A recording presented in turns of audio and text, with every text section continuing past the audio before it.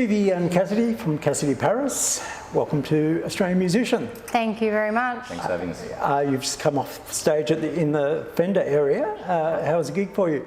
So much fun. That was. I love anything Fender. Anything Fender does, it turns to gold, honestly. We just we love Fender. Anytime we get asked to do anything for Fender, we just jump at the chance. You know, we're all over the world. We did something in the UK recently, and it was amazing as well. So they're a fantastic company, and we appreciate the support, particularly being an original band, and absolutely, particularly Cassidy being so young and stuff. Yeah. So tell me about the guitars you were using.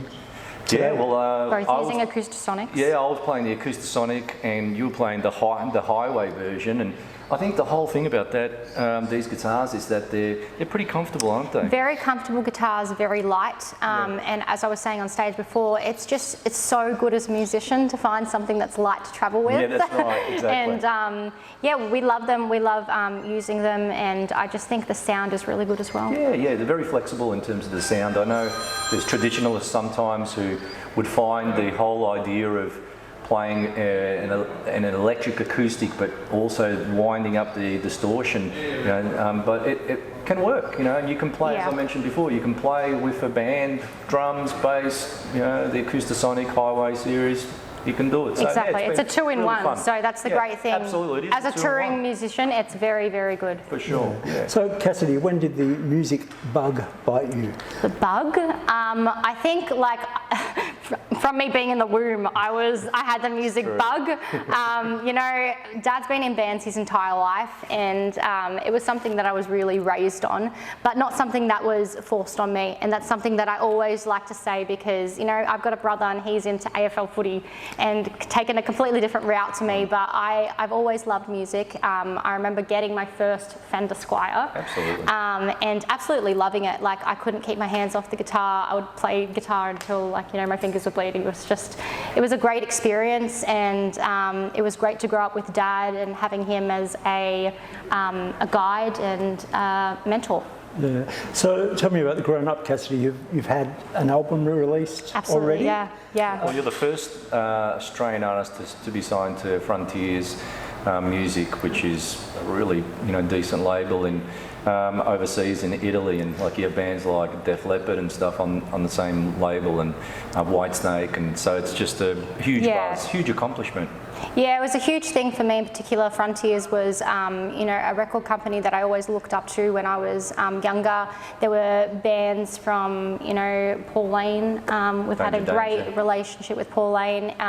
His band, The Defiants, were one of my favourite bands growing up, and they're signed to Frontiers, and we've always heard fantastic things. And when they reached out to us, you know, for the deal, we were all ears, and we shopped around, and they really just were fantastic to us. They came through and they understand that, you know, we want to do something for the next generation of rock and roll, and they were really good about that. Yeah. You told me off air before you've been concentrating on the overseas market. Yes. Tell me about that. Yeah, well, you know, the UK has been a fantastic thing for us. Like, the first time we went over there was when we caught the attention of Frontiers. That was the first tour that we went over there with, and the next one we had the debut album out, which was pretty special. It's just been a rising thing for us in the UK. People have been getting around it really quickly.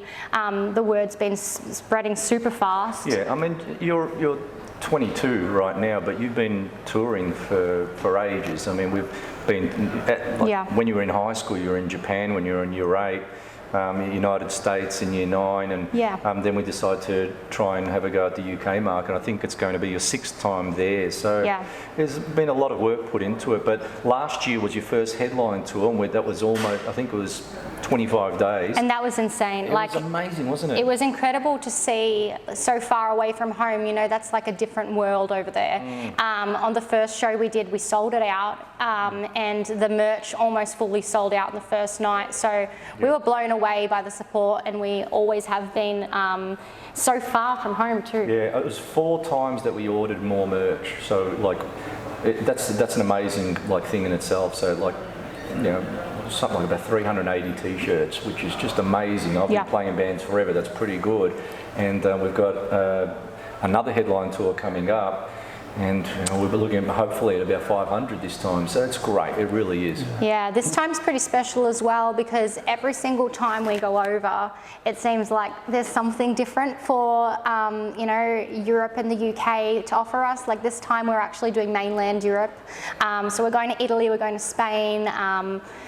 Help me out here, where else are we going? Yeah, Norway, and we're supporting Harum Scarum, who's a fantastic Canadian band, and they're touring Europe. So we're so happy to be given this opportunity, particularly as I mentioned before, because they get it that some of these artists are just getting older and older. So Cassidy is all about the next generation, and that's fantastic to be able to have that opportunity to play in front of their audience. And then we're going to take a UK tour, and Ireland as well. So, and that's more than a month long this time as well. So fantastic. Yeah, it's great. And like a band like Harum Scarum, I mentioned the Defiance before. Even on our last tour, Eric Martin from Mr. Big was really supportive. So it's crazy to grow up with to be with you and stuff. Those songs that were my childhood, and then to have artists like that get around us is just incredible. It's a crazy experience, and all four of us are so excited about the journey. Absolutely. So what's happening on the recording front?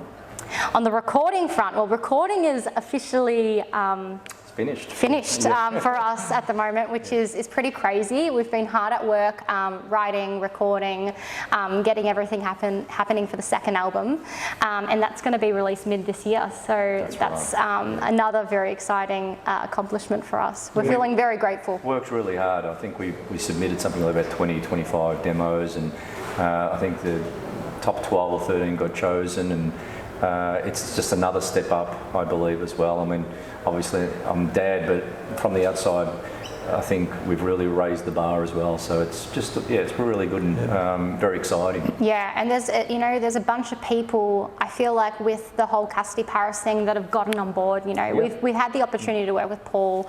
On this next album, we've had the opportunity to work with Steve Brown from Trickster, which is a huge thing for us. And Gary Brandon from White Sister. Absolutely. Well, so some really cool names that, to even mention that in the same sentences, the band is great.